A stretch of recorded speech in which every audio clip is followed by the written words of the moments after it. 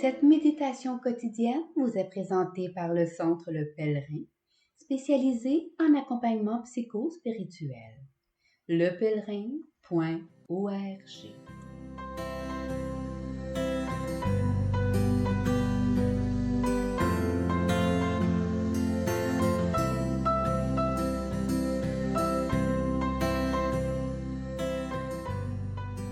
Évangile du lundi 13 mars, 3e semaine de Carême. Dans la synagogue de Nazareth, Jésus déclara « Amen, je vous le dis. Aucun prophète ne trouve un accueil favorable dans son pays. En vérité, je vous le dis, au temps du prophète Élie, lorsque pendant 3 ans et demi le ciel retint la pluie, et qu'une grande famine se produisit sur toute la terre, il y avait beaucoup de veuves en Israël. Pourtant, Élie ne fut envoyé vers aucune d'entre elles, mais bien dans la ville de Sarepta, au pays de Sidon, chez une veuve étrangère. Au temps du prophète Élisée, il y avait beaucoup de lépreux en Israël, et aucun d'eux n'a été purifié, mais bien Naaman le Syrien. À ces mots, dans la synagogue, tous devinrent furieux. Ils se levèrent, poussèrent Jésus hors de la ville et le menèrent jusqu'à un escarpement de la colline où leur ville est construite, pour le précipiter en bas. Mais lui, passant au milieu d'eux, allait son chemin.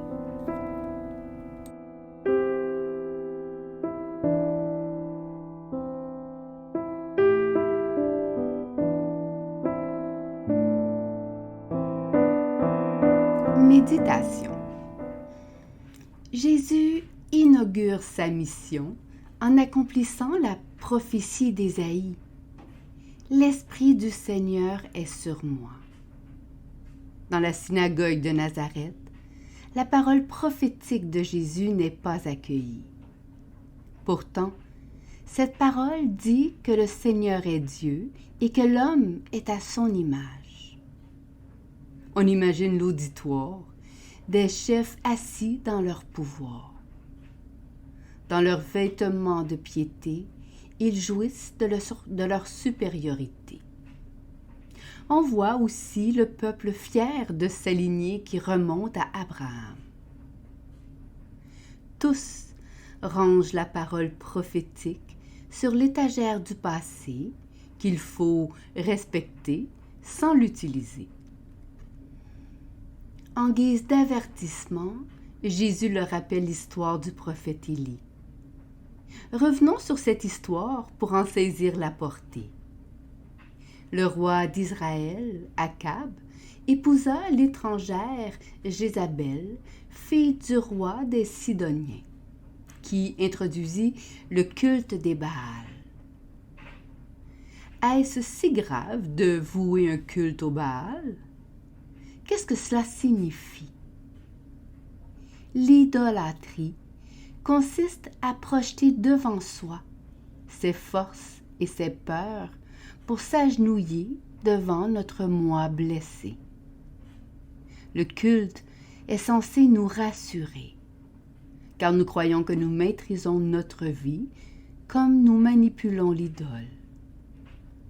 Nous nous croyons forts, alors que nous mutilons notre filiation divine. De qui dépend notre vie? Il faut répondre, un choix de vie se présente à nous. Jézabel représente l'humanité apeurée qui se fie à ses forces. La reine monte dans son angoisse et s'enferme dans une illusion de contrôle. Elle voit surgir devant elle tout ce qu'elle redoute. Cette part d'ombre qui l'effraie se lève sous ses yeux. Elle sent la sueur glacée de la peur, les chiens de la jalousie, le vertige du pouvoir. Jézabel, pourquoi as-tu refusé de les voir? La reine, idolâtre, se prosterne devant la mutilation de son être divin, en espérant que, par magie, son ombre redoutée deviendra son allié. Mais la mort la rejoint. Parée comme au temps de sa gloire, Jézabel apparaît à la fenêtre du palais. Elle sera jetée à terre comme une idole déchue et finira dévorée par des chiens. Notre part d'ombre nous terrifie, parce que nous n'osons pas la vivre. Nous ne vivons pas notre vie, nous l'imaginons. Dans le mensonge de l'idole, nous restons au seuil de notre vie, alors que l'Esprit nous invite à affronter notre réalité. Le Seigneur est mon berger. Suis-je capable, avec lui, de descendre dans mes ravins d'ombre et de mort? L'Esprit parle par les prophètes. Mais, comme dans la synagogue de Nazareth, nous rejetons leur souffle. Alors que Jézabel se vouait au Baal, l'Esprit de Dieu initiait déjà sa réponse.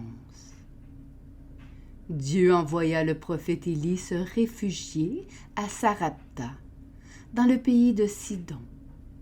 C'est-à-dire que l'Esprit demanda au prophète de rejoindre le pays d'origine de Jézabel.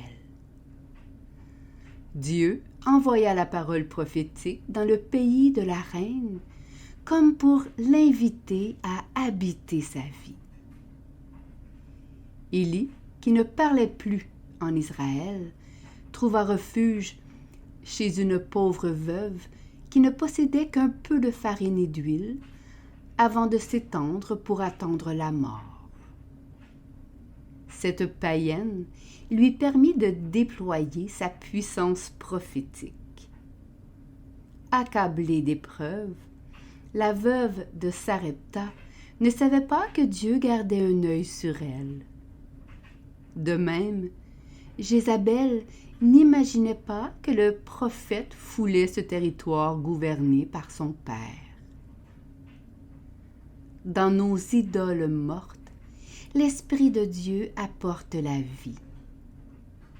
Il ne manque que notre accueil. Jézabel, pourquoi n'as-tu pas visité ta part d'ombre? Crispé sur ta peur, pourquoi as-tu refusé la parole prophétique? Au lieu d'accaparer toute chose dans la consommation, retrouvons cette antique voie du jeûne qui simplifie le corps et l'âme dans la sobriété pour permettre à l'esprit de poursuivre sa route en toute légèreté. Au lieu d'enfermer la vie dans nos idées, comme la reine Jézabel, avançons dans le pays de la faim, comme le prophète Élie. C'est le pays du désir. Nous pouvons jeûner de nos prétentions à tout diriger. Alors, comme la pauvre veuve donnée en exemple par Jésus, nous offrirons à la parole prophétique l'espace d'une attente, un cœur vide de prétention, un désir disponible à la liberté. Au lieu de tout resserrer dans notre poing, nous nous laisserons embrasser par la vie. Nos voiles, enfin vides, se laisseront emporter par le souffle. Grâce à l'Esprit, nous accueillerons le vent des prophètes dans notre histoire, dans notre terre, dans notre pays. Méditation écrite par Vincent Rijfstek.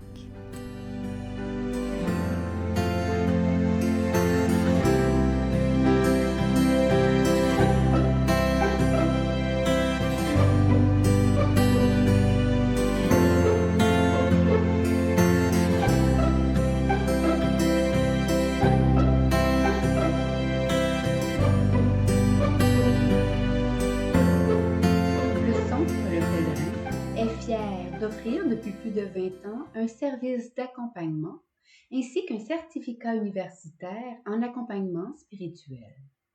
Tous nos services sont offerts en ligne. Nous sommes situés à Montréal, au pied de l'Oratoire Saint-Joseph. Le pèlerin, le savoir intérieur qui transforme la vie. lepèlerin.org. Page Facebook, Centre Le Pèlerin.